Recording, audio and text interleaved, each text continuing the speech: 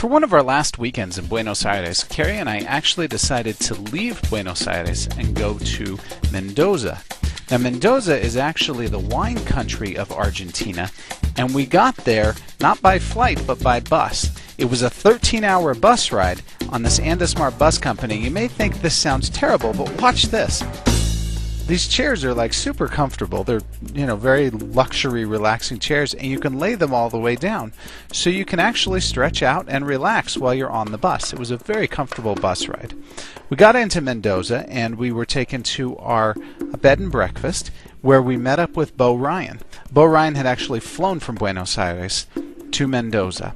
We were welcomed into Argentine wine country, and I can tell you that it was a phenomenal experience. We definitely enjoyed the weekend.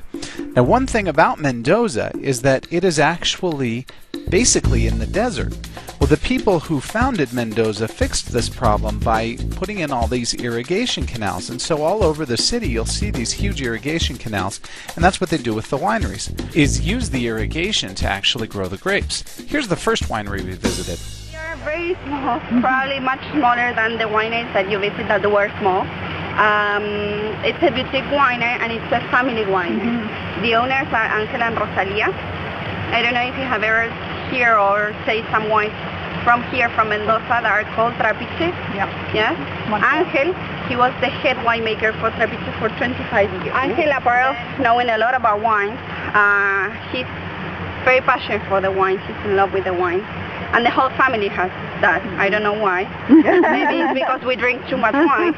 But we really like and we love this place. So to make wine, you need the grapes.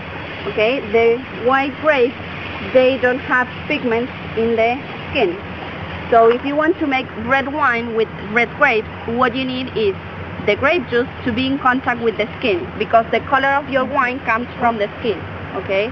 So if I wanted to make, for example, a white wine from Malbec, that Malbec is a red grape, what you do is you press the grapes and you only take the juice, and you leave the solids apart. So your juice is clear, it doesn't have color. So of all the wineries we visited, this was actually our favorite. They grow olives in among the grapes, and we went afterwards and obviously had our wine tasting, but they also had olive oil that they made right there, and it was just awesome. The whole wine tasting, and some of the best grapes we've ever had, as well as some of the best raisins we've ever had. From there, it was off to our second winery.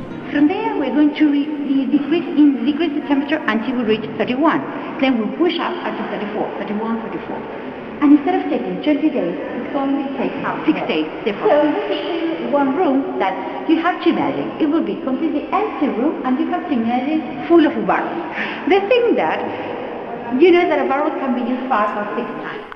You can imagine that after trying all of these wines, we tried a few here, and after trying all of these wines, we were ready for some lunch. So we went to a winery called Rucamalin, where they serve lunch. You speak English? Yeah. Where are you from? ¿Hablas español? Yeah. Bueno. And the principal step is a bit standardized. It's okay for you, Denise? Yeah? You know, you're a vegetarian. Okay. I can offer you pasta or vegetarian? Or both? Could be both. So the food at Rucamalin was awesome. We had one of the best desserts we've ever had, and of course, 4 different kinds of wine. We went to another winery after that, and after that it was just time for a nap. For dinner, Bo Ryan actually invited us out to this place, and we went there and just had some of the best food. I had salted chicken that was cooked in this really cool outdoor grill. Well, we went back to the bed and breakfast for a night of sleep, and we really did like the Plaza Italia, but if you stay there, make sure that you recommend a room that's not on the ground level. Some drunk guys were outside of our window for half the night. So this is us at breakfast the next morning, and they say that when you're in Rome, you should do as the Romans. Well, when in Mendoza, you should do as the Mendozians and drink wine. So after breakfast, it was time to hit another winery. So the first winery of the day that we went to, we actually saw them recycling the wine back from the bottom of the barrel to the top of the barrel. They have to do this about 3 times a day to ensure consistency in the wine, and it was awesome. Then they took us down into the cellar. There's about 50,000 bottles of wine down in their cellar, and it was just amazing to see. I've never seen anything quite like that. That much wine all in one place, even though we'd been drinking wine all weekend. After that, we went to lunch at a winery, had some more wine, and one thing you can do at the wineries is actually stay there overnight, like a bed and breakfast. So when we go back to Mendoza, if we decide to do that, we will probably stay actually at one of the wineries overnight. Even though we drank a little bit too much wine, Mendoza was awesome.